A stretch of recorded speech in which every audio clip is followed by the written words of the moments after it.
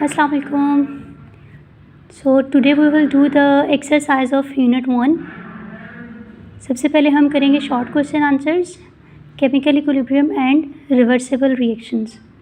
So the first question is why reversible reactions never complete, कि reversible reactions जो हैं वो कंप्लीट क्यों नहीं होते. तो just look at the answer. The reactions in which products can combine to form reactants are called reversible reactions.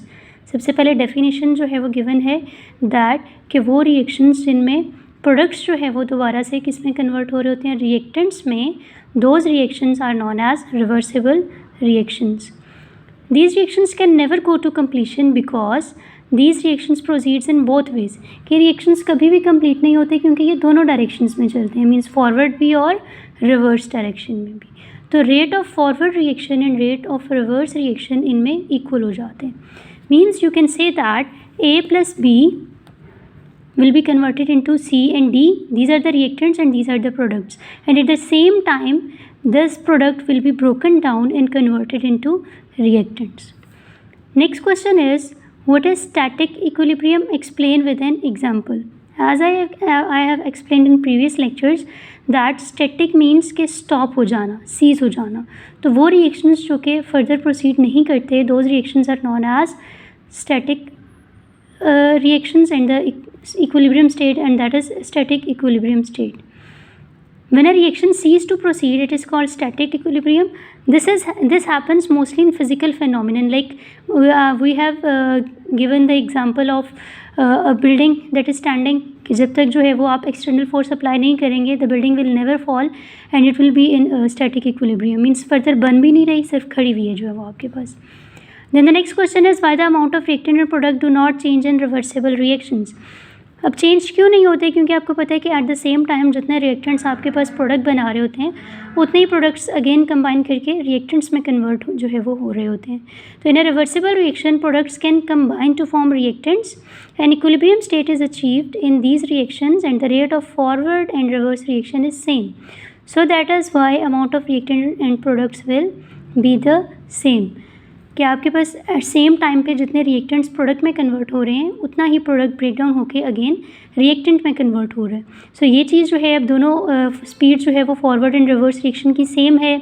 Same amount of reactant and product are present at equilibrium. So ये आपके पास जो है वो कभी भी जो है वो इनकी क्वान्टिटी जो है वो चेंज नहीं होगी. Then the next one is define the law of mass action. जो लॉ ऑफ मास एक्शन में क्या है, the rate at which a substance reacts is proportional to its active mass and the rate of reaction is directly proportional to the product of active masses of reactant species. Means के you can say that कि आपके पास active mass, सबसे पहले आपको पता होना चाहिए क्या है active mass. You can say is the mass that is participating in a chemical reaction. Means के आप अगर एक रिएक्शन की बात करें तो two type of reactants are present, the limiting reactant and the reactant that is present in excess quantity. If we talk about the limiting reactant, तो limiting इसका नेम बता रहा है that it is present in limited quantity. It will be utilized first, और जब एक reactant utilized हो गया तो it means that this reaction will stop. क्योंकि जब for example अब burning के process की बात करें, oxygen is present in excess amount, but जो wood है एक टाइम आएगा कि जब सारी की सारी वुड जो है इट विल बी बर्न, तो ये क्या हो जाएगी, ख़त्म हो जाएगी. तो जब वुड ही नहीं रही तो it means obviously the process of burning will stop. तो ये चीज़ यहाँ पे बता रहे हैं कि अब एक्टिव मास जो है वो मास है जो रिएक्टेंट का जो है वो पार्टिसिपेट करेगा. तो और जब आपके पास जो है वो एक्टिव मास जो है वो एक्टिव मास का डायरेक्ट जो है वो रिलेशन है किसके साथ, रेट के साथ, कि जितना एक्टिव मास ज़्यादा होगा उतना रेट ऑफ रिएक्शन जो है वो आपके पास फास्ट होगा, और जितना एक्टिव मास कम होगा उतना ही जो है वो आपके पास रेट ऑफ रिएक्शन जो है वो स्लो होगा. This is basically known as law of mass action. And then Kc is written over here. Kc जो है it is always equal to this bracket is showing the concentration. Mean कि आपके पास amount कितनी है इन जो है वो C की, D की, A और B की जो है. अब यहाँ पे देखें concentration of C, concentration of D divided by concentration of A and concentration of B. It means कि आपके पास Kc इक्वल होता है concentration of product by concentration of reactant. This is very important question इस तरह के questions जो हैं वो अक्सर पेपर में आते हैं, that right chemical equilibrium constant expression. So you have to it is simple that you have to put the formula that concentration of product divided by concentration of reactant is equal to Kc. Then the next one is how the active mass is represented. Active mass को जो है वो represent हम कैसे करते हैं. You can see the bracket, these square brackets are basically used to represent the active mass of any substance. Then the next is what do you mean by equilibrium constant. Equilibrium constant की अभी हमने जो है वो expression लिखी थी, that it is equal to concentration of product divided by concentration of reactant. तो आपके पास इक्विलिब्रियम कांस्टेंट क्या चीज़ है कि आपने प्रोडक्ट की कंसनट्रेशन जितनी भी है raise to the power coefficient means आपके पास यहाँ पे फॉर एग्जांपल अगर सी के साथ यहाँ पे स्मॉल सी प्रेजेंट है या आप ले रहे हैं 2 मोल्स ऑफ अमोनिया ले रहे हैं, तो that is written before the formula of ammonium as coefficient, और जब आप उसको किसी एक्सप्रेशन में लिखते हैं तो वो कोफिशिएंट आपके पास उसकी पावर बन जाता है. ठीक है, तो यहाँ पे इसका मतलब है raise to the power of coefficient के जो कोफिशिएंट था वो उसकी क्या बन जाएगा, पावर, और divided by product of concentration of reactants raise to the power coefficient.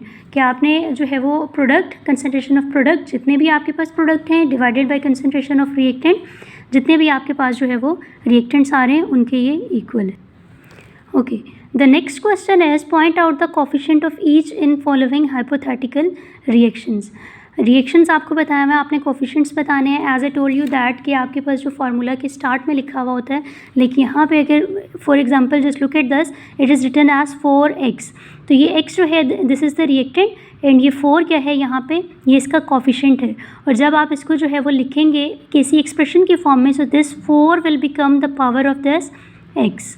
जैसे यहाँ पे देखें आप कोफिशिएंट है, इसमें आपने बताना है कि कोफिशिएंट्स बताने हैं. लाइक फर्स्ट वन में देखें, just look at this one, इसमें क्या है, this 2 is the coefficient, 3, 4 and 2 these are the coefficients. तो जब आप इसको लिखेंगे तो just look over here, Kc is equal to C and C की power 4. Next one is D की पावर 2 डिवाइडेड बाय A की पावर 2 एंड B की पावर 3. इसी तरह से आपने इन सबको जो है वो लिखना है. The next one is concentration of C, this one is Y product, Y की power 2, second product is Z power 3 like this, then X power 4. next one is 2m plus 4n and the product will be O. तो यहाँ पे देखें तो Kc is equal to O power 5, then concentration bracket m power 2 and then concentration bracket में n लिखना है and its power will be 4. तो ये आपके पास इनके जो है वो कोफिशिएंट्स हैं जो कि इनकी जो है वो पावर बन रहे हैं आपके पास.